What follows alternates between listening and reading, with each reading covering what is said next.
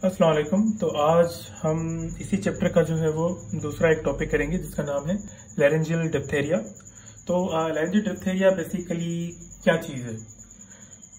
First of all कि ये corny bacterium diphtheriae जो बैक्टीरिया है वो कॉज करवाता है, ठीक है। तो कॉजेटिव फैक्टर यही है बेसिकली।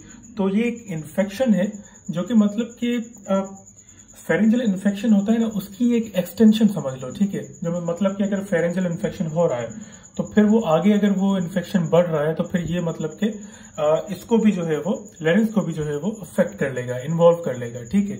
तो हम इसको क्या कहेंगे? एक्सटेंशन ऑफ फेरेंजियल इन्फेक्शन, ठीक है, simply extension of the pharyngeal infection.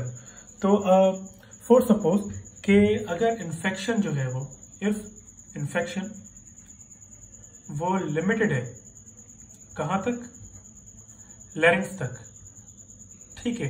तो फिर जो डायग्नोसिस होगी ना, डायग्नोसिस वो बहुत ज्यादा डिफिकल्ट हो जाएगी, मतलब कि हो ही नहीं सकती फिर डायग्नोसिस, ठीक है।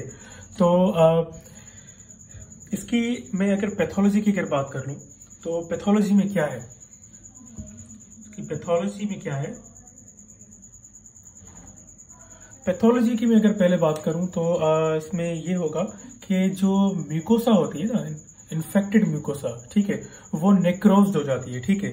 नेक्रोज हो जाती है वो, वहां पे फिर क्या हो जाता है कि एक फॉल्स मेम्ब्रेन बनना शुरू हो जाती है, ठीक है।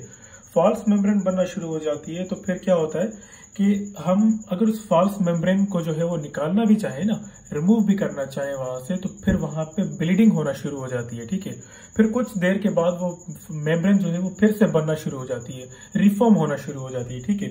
और इसकी फॉल्स मेम्ब्रेन की जो अपीयरेंस है वो अपीयरेंस कुछ इस तरह से है कि वो डर्टी व्हाइट होती है, मतलब कि थिक उसकी अपीयरेंस होती है, एधरेंट होती है, बहुत ज्यादा जो है वो उसके साथ मतलब म्यूकोसा के साथ जो है वो अधेर होती है, ठीक है। तो मैंने आपको बताया कि अगर हम इसको रिमूव करेंगे तो फिर ब्लीडिंग होना शुरू हो जाएगी और फिर कुछ वक्त के बाद वो ये फिर मेम्ब्रेन जो है वो रिफॉर्म हो जाएगी वहां पे, ठीक है। तो पैथोलॉजी में यहाँ पे लिखूं तो क्या होगा कि इन्फेक्टेड म्यूकोसा जो है वो नेक्रोज हो जाती है, ठीक है। और जो है वो फॉल्स मेम्ब्रेन जो है वो वहां पे बनना शुरू हो जाती है, ठीक है। तो ये फॉल्स मेम्ब्रेन जो है ना, इसकी अपीयरेंस क्या होती है? डर्टी व्हाइट थिक अपीयरेंस होती है, और इसके अलावा क्या ये एधरेंट होती है, ठीक है। तो जब हम इसको जो है वो it will bleed on removal, ठीक है, it will bleed on removal and reforms after removal, ठीक है। तो ये रिफॉर्म हो जाती है आफ्टर दी रिमूवल, ठीक। तो ये जो एजेंट है, ये जो पॉजिटिव फैक्टर है जो कि ये डिजीज कॉज करवा रहा है, तो क्या होगा कि एजेंट जो है वो प्रोड्यूस करता है किस चीज को? एक्सोटॉक्सिन को, ठीक है,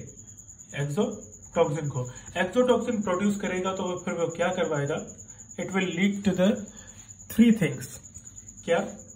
मायोकार्डाइटिस, ठीक है। मायोकार्डाइटिस के बाद क्या होगा? नेफ्राइटिस, उसके अलावा पेरिफेरल नर्व पाल्सीज। तो ये बेसिकली जो एजेंट है इसका एक्सोटॉक्सिन जो है वो ये तीन कंडीशन जो है वो कॉज करवा सकता है, ठीक है। तो फोर्थ ये एक डिजीज जो है ना, लैरेंजियल डिप्थेरिया, ये एक ऐसी डिजीज है जो कि मतलब कि स्प्रेड कर जाती है, ठीक है। स्प्रेड कर जाती है मतलब कहाँ पे?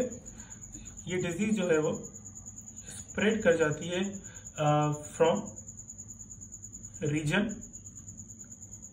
टू अनदर रीजन, ठीक है।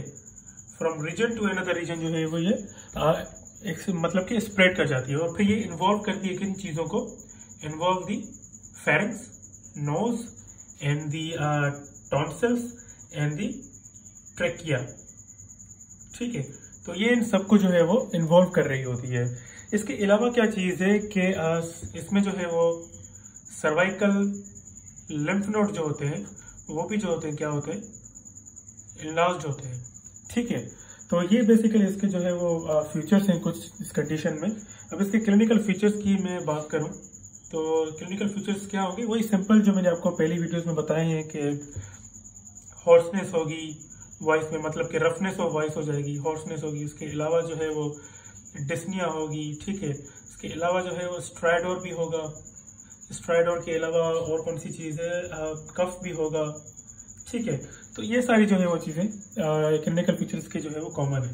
ठीक, डायग्नोसिस क्या कैसे करेंगे, डायग्नोसिस में हम क्या करेंगे कि एक स्वाब सैंपल लेंगे। ठीक है, स्वाब सैंपल लेंगे मतलब कि स्वाब सैंपल लेंगे, उस वहाँ पे जो इन्फेक्शन है उसको हम देखने के लिए, ताकि हमें पता चल सके कि वहाँ पे कौन सा ऑर्गेनिज्म है जो कि ये कंडीशन कॉज करवा रहा है। क्योंकि कुछ और भी कंडीशन जो है वो सिंपली इसी कंडीशन की तरह जो है वो मिमिक कर रही होती है। ठीक है, जैसे कि डिफरेंशियल डायग्नोसिस में हम कहते हैं कि अक्यूट लैरिंजियो ट्रैकियो ब्रोंकाइटिस हो गई, अक्यूट लैरिंजाइटिस होगी, या फिर फॉरेन बॉडी होगी कोई सी भी, तो ये कंडीशन जो है सारी मिमिक कर रही होती है लैरिंजियल डिप्थेरिया के साथ। ठीक है, तो पहले जो हम स्वाब सैंपल लेंगे हम उसे पता चल जाएगा कि कौन सा ऑर्गेनिज्म जो है इसको जो ये कंडीशन जो है वो कॉज करवा रहा है। ठीक है, इसके अलावा जो है फाइनली जो है वो ट्रीटमेंट में हम क्या करेंगे, ट्रीटमेंट में हम जो है वो सिस्टमिक क्या करेंगे, पेनिसिलिन देंगे, सिस्टमिक पेनिसिलिन देंगे।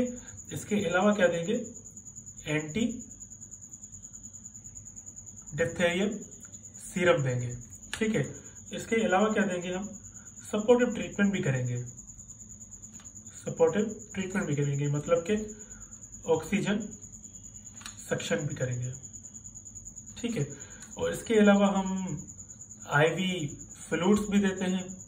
ठीक है, तो फाइनली जो है आईवी फ्लूइड्स के बाद जो है वो क्या होगा कि सिंपली एंटीबायोटिक ड्रग्स वगैरह भी हम दे सकते हैं। तो ये सारे जो है वो इसकी कंटेंट्स हैं इसके टॉपिक के। इसमें आपको अगर कोई भी चीज़ समझ में ना आई हो तो आप जो है वो कमेंट्स करके पूछ सकते हैं। Thank you so much.